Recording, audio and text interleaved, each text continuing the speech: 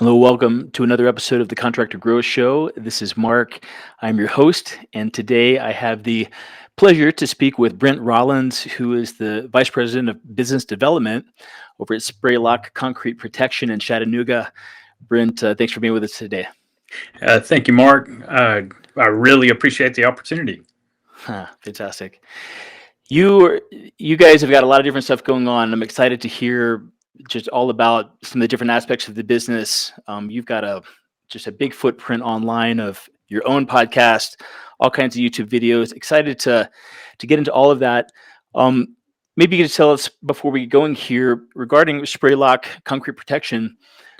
What is the problem that spray lock concrete protection solves? Okay, I mean, I've done some concrete work myself. Maybe explain to our audience what you guys, what problem that solves.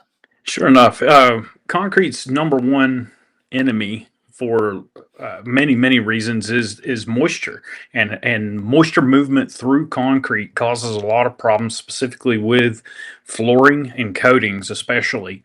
Our product is a penetrant that is spray applied to the concrete surface. It goes in and reacts chemically to close that void structure that is in all concrete, to shut down liquid water movement, and also to reduce water vapor transmission to levels that even the most moisture sensitive flooring and coatings don't care. So it takes water vapor transmission levels down below what's required for a moisture mitigating epoxy. So that performance is really what our company is all about. And the products, once folks use them, the products really sell themselves because it's such a great solution for the industry. Interesting. So I've done a fair amount of concrete work myself, as a contractor, did a lot of construction. Didn't do a ton of specific concrete work myself, but was around it a lot and did some finishing work and things. So something that someone may not know, even at my level of skill, I've learned more about this over time, is that, pouring concrete and doing concrete work, it's technical. You've got to get it right, or you're going to have failure down the road sooner or later. Is that correct? Absolutely, yeah. It's something that I get. People joke with me all the time. Friends of mine will ask me questions about what it is that I do, and I travel all over the world and go see people. I just got back from South Africa, for instance, and I've got one particular friend who's an attorney, and he asked me, Brent, don't people understand concrete by now? and that's pretty funny, Sam.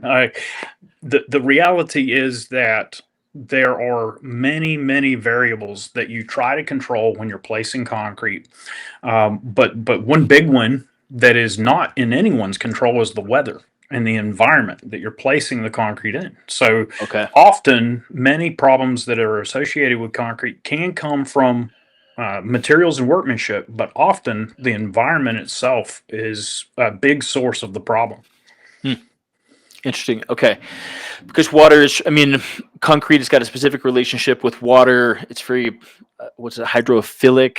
It really wants to sort of take on water. And so if you let the concrete do what it wants without sort of controlling it at an application of some kind, when the concrete's poured, I think that your products can be poured like now or later, or applied rather. Correct. But if that's not done, then you're really leaving the concrete's own sort of relationship with the water to its own, and that could cause all kinds of problems down the road.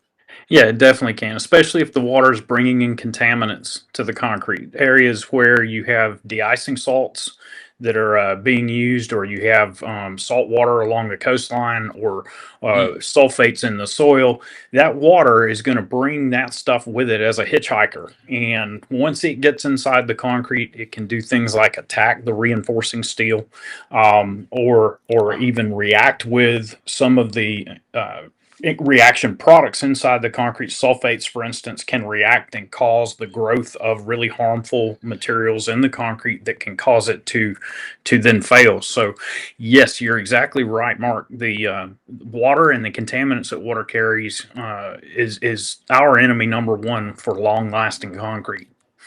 Interesting. Okay. And I saw that you guys, you've been in business since 2010 or so. By the way, Chattanooga, I love it. That's right down the street from my stomping ground. I was born in Jackson, Mississippi, and then grew up in Memphis.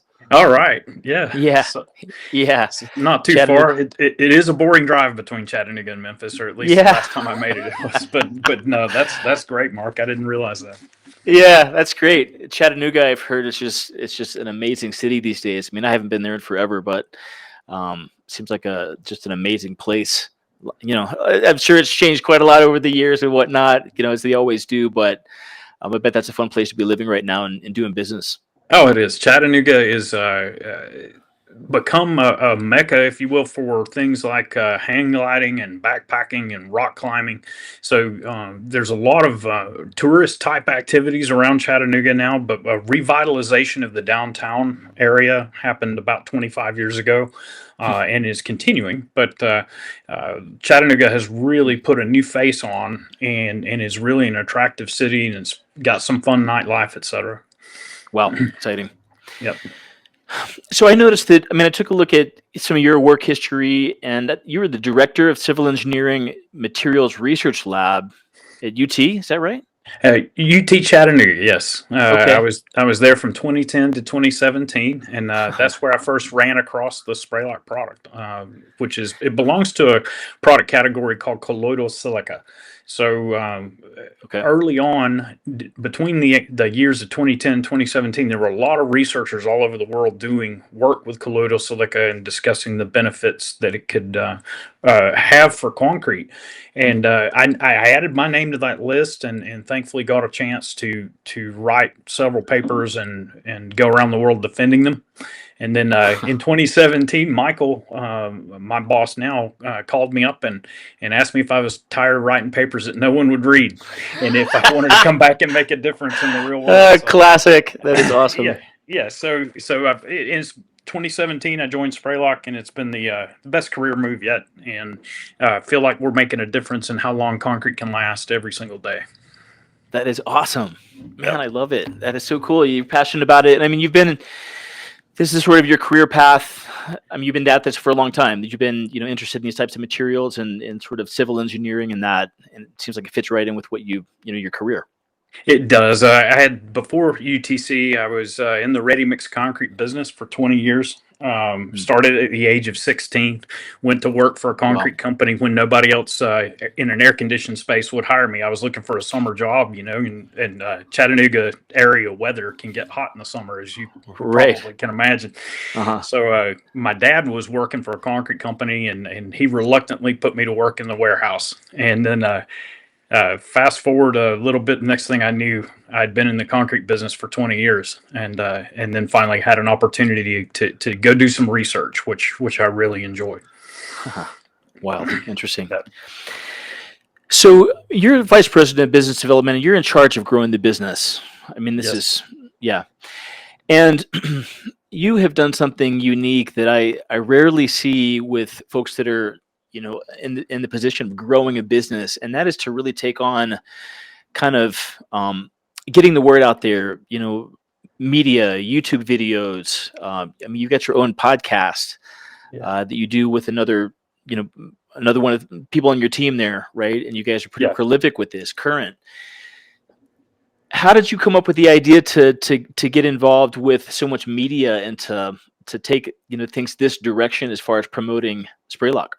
Well, early on, I guess around 2017, 2018 or so, we started noticing some content coming from some of mine and Josh is the other guy you see in the videos. He's our technical director, Uh-huh. and Okay. we saw some content coming out on LinkedIn and other places from a couple of my concrete research heroes. One of them being Tyler Lay at Oklahoma State, and the idea was kicked around that, hey, if Tyler can make videos, so can we. And it started out, I was making them by myself, and I just don't have Tyler's energy when I'm Uh-huh. by myself behind a camera. So we did film a few with just me, and then eventually worked in Josh. And Josh has been a godsend when it comes to content, because he's got a very technical mind, and can come up with ways that we need to describe different aspects of the technology. Hmm. So since then, I guess it was early 2018, somewhere in there, Josh and I began filming the videos together. And in fact, you just reminded me, we need to shoot several more because we're running low on our on our hopper, if you will. Yeah, right. That's really how it came about. Was I saw others doing it, and we just asked the question, well, why can't we do that also and take advantage of this free or low cost platform to try to get the word out? That's fantastic. And then when you guys are coming up with new ideas, I mean, it sounds like Josh, technical director, he comes up with maybe some of these technical ideas. I mean, I see you riffing there right along with all the different products that you guys sell. Sure. How do you? What are some other ways that you guys ideate new content to come up with? Because I mean, let's face it, concrete. I mean, it's a niche field, right? It's sort of obscure, and I mean, it's not filled with drama and theater, right? So you guys have created a podcast and a bunch of videos where you've been able to keep that fresh. How do you come up with new ideas to put out new content? So one of the things we realized early on is that we needed to just be ourselves and rely on stories. He and I both have 30+ year careers in the industry, so we've got almost an endless supply of stories that we can share. And people in the U.S. at least, we're a storytelling culture, and if you can tell a good story, then you've got an audience. So Josh and I brainstorm together every once in a while, and we need to do this again. Like I was saying, we'll hang out in Josh's office or the conference room, and we'll just start writing some ideas down on paper. And I think we've done about 180 videos or so at the moment. And Wow. when you've done that many, you start running out of content pretty easily. I don't care if it's concrete or if you're talking pharmaceuticals or you're talking baseball, you're going to Sure, have yeah. issues coming up with new stuff. Big time. So we just try to bounce ideas off of each other, and sort of have a creative. We have to make time for a creative hour for us to come up with some ideas. So you have to tell stories. You got to make time to put in the homework ahead of time to sort of figure out what you haven't talked about yet. Wild. Okay. And then do you do your own kind of editing and putting that all together? Or do you have somebody on your team that helps you work on that? We do have somebody on the team who actually is the owner of Spray Lock Concrete Protection, Fred Land. And Fred, several years ago, went to film school. So he has a passion. Right? Yeah, he's the owner, and he's got a passion for doing that editing. And he does a wonderful job with it. And in fact, Fred is often the motivation for us to film new videos, because he'll come to me and Josh and he'll say, "Hey guys, our hopper's getting low. We need to film some." So Fred really is the brains behind the operation when it comes to putting it all together. That is fantastic. Yeah. Yeah, I saw a section on your YouTube channel called Tailgate Talks. Yes. Where you guys explain concrete concepts, right? And yeah, we realized early on we didn't want it just to be about spray lock products. We wanted it to be about concrete in general as well, and problems associated with concrete construction. Things like hot weather concreting, cold weather concreting. What happens when your concrete cracks. To be more accessible to everybody instead of it just being an advertisement for spray lock. We want to be, our number one job that we're trying to accomplish is to be a resource for the industry. And if we happen to sell products, great. But otherwise, we want to help. The whole core philosophy of our business is integrity and helping where we can. And that's really, I'm proud to say, permeates every level of our organization. Wow. I'm writing this down. I love it. Where we can. And then it's amazing. Brent, how many folks do you guys have on your team? Probably right around 50, including manufacturing personnel, etc. So we're a small business, but we like to say we're a small business with a global reach.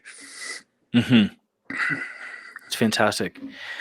Well, I mean, when I hear that, I make the association. I mean, 50 people on your team doesn't sound small to me. It sounds like an important, significant business in you guys' community, providing a lot of jobs and you guys doing a lot of work, right? I mean, 50 people on the team is a lot. And what I want to draw attention to here for all the listeners is that what Brent was just saying, and what I'm seeing also, is that he said part of their philosophy is helping where we can, right? As if, I mean, this is an important part of you guys' mission, correct? It is, yes. A stated part of the mission.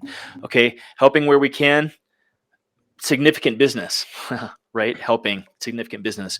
And Yes. part of the way that I see that you guys help, and I've taken a look now at a number of your podcast episodes, is indeed talking about not just your products, but also the concrete industry. And, it's not our specific focus, but if it were, it's always a gold mine.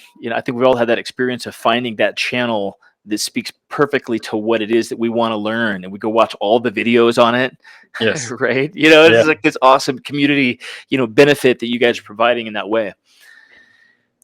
Yeah. And we get very cool. feedback to that effect. Well, Josh and I just came back from Iowa State. We had Iowa State University had a concrete day where they brought in a bunch of speakers. Then I was one of them, and I was talking about something that didn't have anything to do with our products. But we ran into so many people there. The audience was mostly concrete contractors, along with some GCs and some engineers and architect type folks.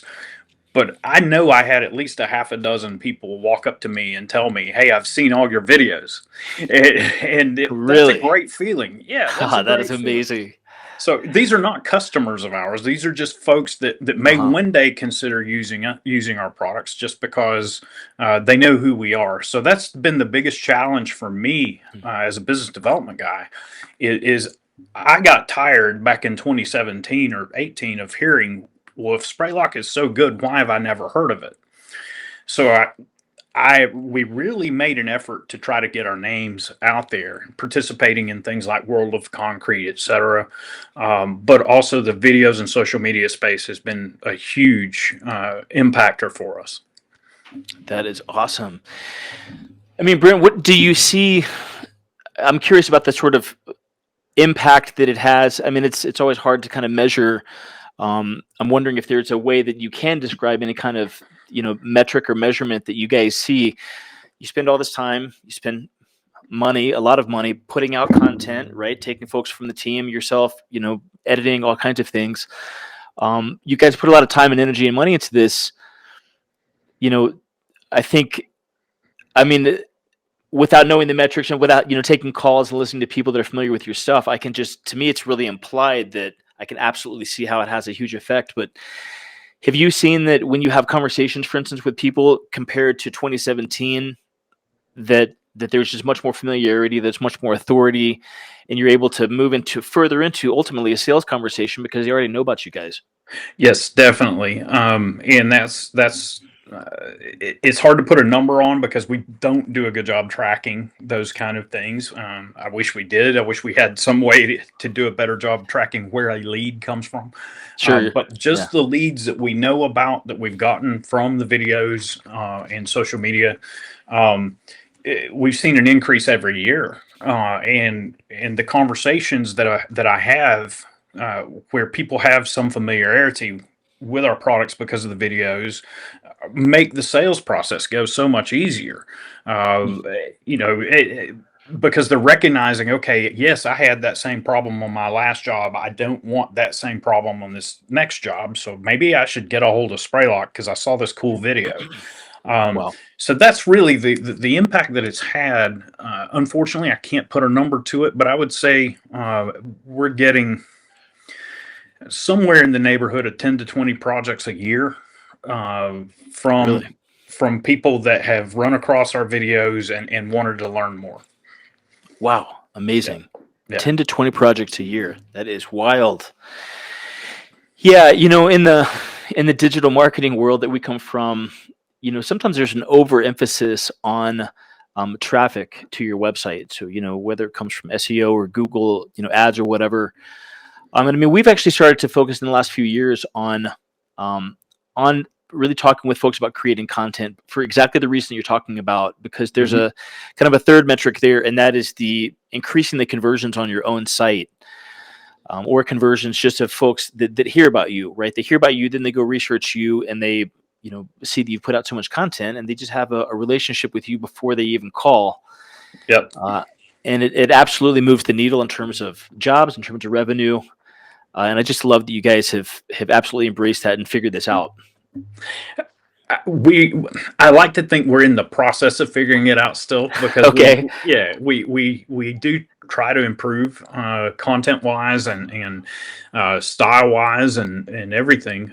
We want the content to be fresh and relevant, uh, that speaks to our target audience. And we usually hit the mark, but sometimes, we'll shoot a video and then we'll watch it in post production, and then Josh and I will look at each other and we'll say, okay, that one doesn't need to see the light of day. Oh no, it doesn't make the cut. Yeah, it doesn't make the cut. So my advice is to take advantage of those opportunities, but also make sure your messaging is clear, and make sure your videos are not rambling long things, because people just don't have time to sit down and watch a very long video often, especially on the social media sites. They're going to scroll right past it if they see it's more than 4 or 5 minutes. If it's a 15-minute video, nobody's going to invest that amount of time typically, or very few people. So we try to keep them short and informative, to the point, with some good quality content that really is missing from other folks. We want to try to offer up some nuggets that are useful to our target audience. I see. Well, yeah. Well, fantastic work over there. Thank you. Yeah, Haley had told me, she said, you're really going to enjoy talking with Brent. She did a lot of research and helped us kind of figure this out, and just saw you've got a big footprint, and I just love to see that. I mean, in Chattanooga, in Tennessee, I mean, it's 50 people on your team. I mean, you guys employ a lot of people, and you guys really do a lot of great work in the community, clearly. Well, just you'd asked me before we got on, Mark. You'd asked a question about impact on revenue kind of stuff, and I do want to. Now, it's a total package. It's not just the videos. It's a lot of effort from a lot of different people, but we average about 20% growth year over year at the moment. Really? No kidding. Yes, and that it speaks to a team effort across the board of people who are every day having those conversations and working hard to get the word out. So, and social media and the videos that we're doing absolutely plays a big role in that, and it also makes the sales conversations much easier. Wow, that is fantastic. Yeah, guys. So I hope you're really listening to this and really hearing what Brent is saying. Okay, there's some ideas around the growth. We can kind of put some of these idea numbers together in our head, right? Yeah. It's a lot of growth. It's a lot of great work they're able to do and be significant in the community. And Brent's saying that a lot of that comes from this media production, devoting some of his very important time to really putting out great content. That, and another piece of this, I just want to say, sometimes folks say, well, they could go find, I mean, you've talked about this a little bit, but oftentimes folks think the content's already been created, right? Like everything's already been said. But you've found things to say that haven't been said. And whatever the case, you've gone out and just created a lot of content around this specific industry, and are really, helping a lot of people learn what they need to learn. Yeah, thank you so much, Mark. There's one key thing that we try to do too, even if it's already been presented. Most of the time, the information that others have put out is convoluted and difficult to understand for the layperson, the person who's not dealing with concrete every single day, or doesn't deal with it as a scientific material. So part of mine and Josh's big job is to take that very complex information and gel it down to where a newbie can understand everything that we're talking about. And we actually use some. Josh has an older son, and I've got 2 older sons, and we run those videos past them. They don't know anything about concrete, but we want to get that feedback from those guys. Oh, that's great. Yeah, to get a feel for, okay, can this video work? Is it accomplishing what we're wanting it to accomplish by communicating what we're trying to get across? I love it. Get some other eyes, some younger kind of millennial eyes on it or whatever. Exactly. Yes, sir. Yeah, that's great.